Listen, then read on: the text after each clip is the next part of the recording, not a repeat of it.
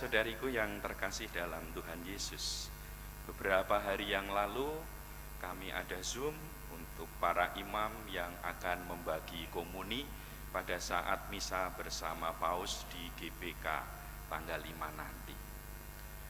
Dalam pertemuan melalui media Zoom ini ada hal yang menggelitik bagi saya. Apa itu? Yang dibahas itu kan sebetulnya tentang sosialisasi bagi para imam yang bertugas membagi komuni. Kemudian dalam room chat mulai muncul, ada romo yang mengatakan atau menulis begini, para romo sebaiknya nanti semua romo memakai alba warna putih. Nah, oke lah, disetujui karena memang pakaian liturgi yang resmi adalah alba berwarna putih. Maka kalau jubah coklat ini enggak laku, maka saya sebetulnya melanggar hukum liturgi ini ya. Mimpin misa kok tidak pakai alba warna putih. Ya oke, saya masih mengangguk-angguk setuju. Kemudian muncul lagi ada romo yang menanggapi, nanti sebelum pakai alba kita waktu datang ke GBK sebaiknya pakai baju romo. Terus ada lagi yang menanggapi, dilengkapi harus pakai roman kolar, bukan kolor ya, roman kolar, itu yang putih-putih di leher itu. Jadi baju koko itu kemudian dikasih putih-putih di sini itu. Saya mulai tertawa. Kemudian di bagian bawah lagi ada yang mengatakan, para romo baiknya atau kita diwajibkan untuk memakai sepatu. Ada lagi yang menambahkan, supaya sopan jangan pakai sepatu cat. Saya mulai pikir-pikir, ini kita mau bicara tentang bagaimana membagi komuni atau teka fashion. Ini bukan ibu-ibu di pasar atau anak yang sedang nunggu anak-anak sekolah. Ini romo-romo yang mau diskusi tentang bagaimana supaya membagi komuni dengan lancar. Kok malah ujung-ujungnya di room chat yang muncul sepatu, pakai sepatu kulit lah. Bajunya harus pakai baju resmi romo lah gitu ya. Ya saudara-saudari, seringkali kita ini senang berkaitan hal-hal yang formalitas, hal-hal yang luaran. Seringkali itu kita senang kalau semua diseragamkan, tapi lupa mengapa perlu seragam. Kalau yang nanti pergi ke GBK, saya yakin sudah mulai pada berpikir, nanti yang satu bis itu mau pakai seragam apa ya? Oh, nanti pakai slayer warna pink. Kenapa? Supaya mudah ditandai, supaya tidak ada yang ketinggalan. Itu tujuannya.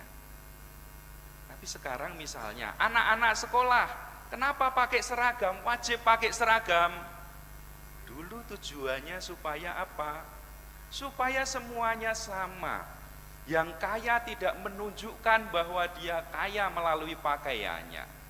Yang miskin supaya tidak malu datang ke sekolah dengan baju yang bolong-bolong. Maka kemudian diadakan seragam. Apakah kemudian itu masih alasan itu masih menjadi yang utama? Bisa jadi tidak.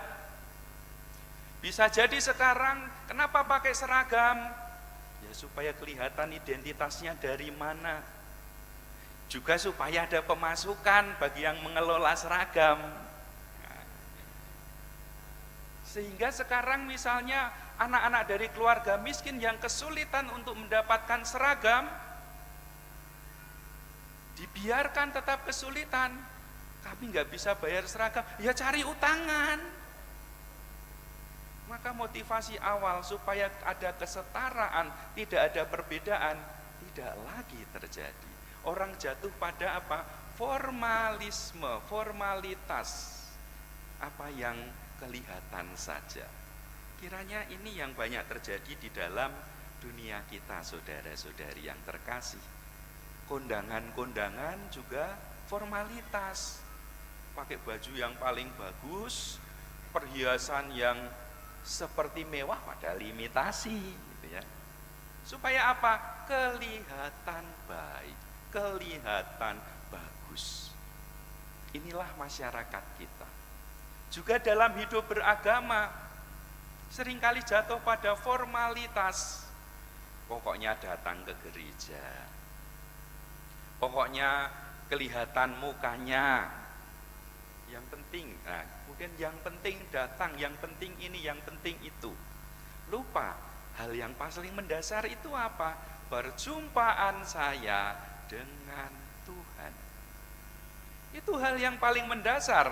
Kalau Bapak Ibu saudara-saudari pergi ke gereja, apakah nanti setelah pulang dari Ekaristi ini, coba diingat kembali, tadi aku berjumpa dengan Tuhan atau tidak ya? Atau aku malah sibuk dengan kipas-kipas, ini gereja atau lapangan sih? Gitu ya.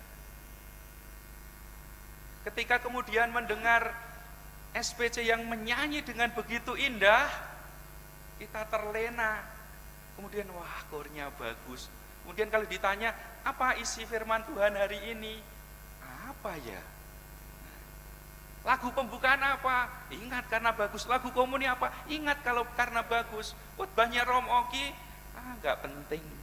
Nah, kita lupa saudara-saudari apa yang menjadi esensi. Karena apa? Karena kita seringkali bersifat legalistik. Pokoknya sesuai dengan hukum. Pokoknya apa yang kelihatan baik. Padahal hukum juga bisa dipermainkan. Dulu pada saat saya mengurus SIM mobil, waktu itu saya belum punya SIM motor dan SIM mobil, maka saya ujian bebarengan, dapatkan SIM mobil dan SIM motor.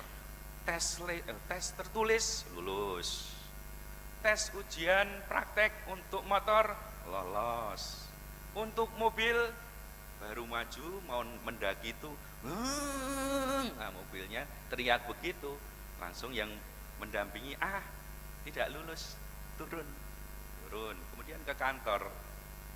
Di kantor apa yang terjadi? Aduh mas, dulu masih dipanggil mas, masih muda. Sekarang mungkin kalau tes lagi dipanggilnya pak gitu ya. Mas, daripada bolak-balik minggu depan menghabiskan waktu, kami bantu sajalah. Oke, dibantu bagaimana? Ya beli uang rokok lah. Nah, waktu itu kan saya diakonat di sini.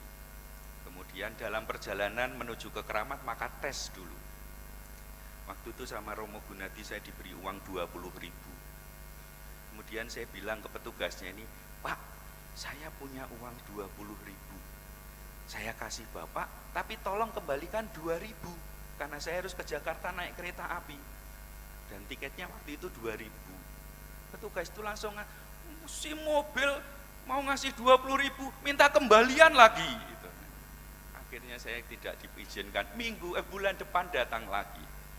Dan untuk mendapatkan si mobil karena saya mengikuti prosedur, mengikuti hukum, sampai 5 kali tes baru lulus.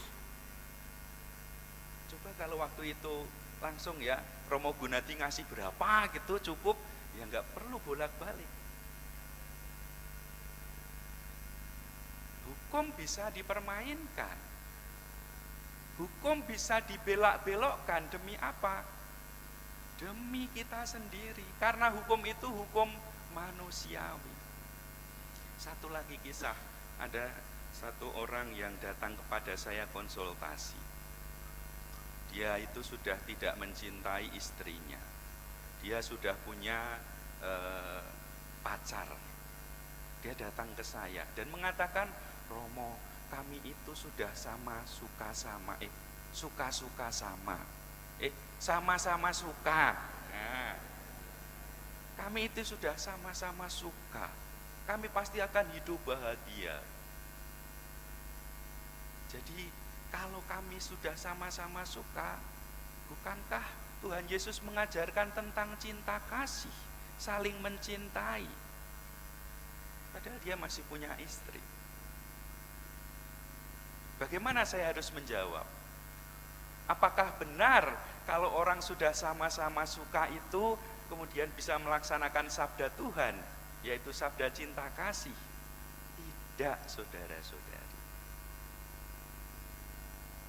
Maka saudara-saudari yang terkasih, mari kita menjadikan hidup kita terutama didasari bukan pertama-tama aspek hukum yang mudah dibelak-belokkan. Hukum itu penting karena kita hidup bersama, tetapi itu minimal. Yang maksimal apa? Sebagaimana dikatakan oleh Tuhan Yesus, hati. Tadi Tuhan Yesus mengatakan bahwa mana tadi?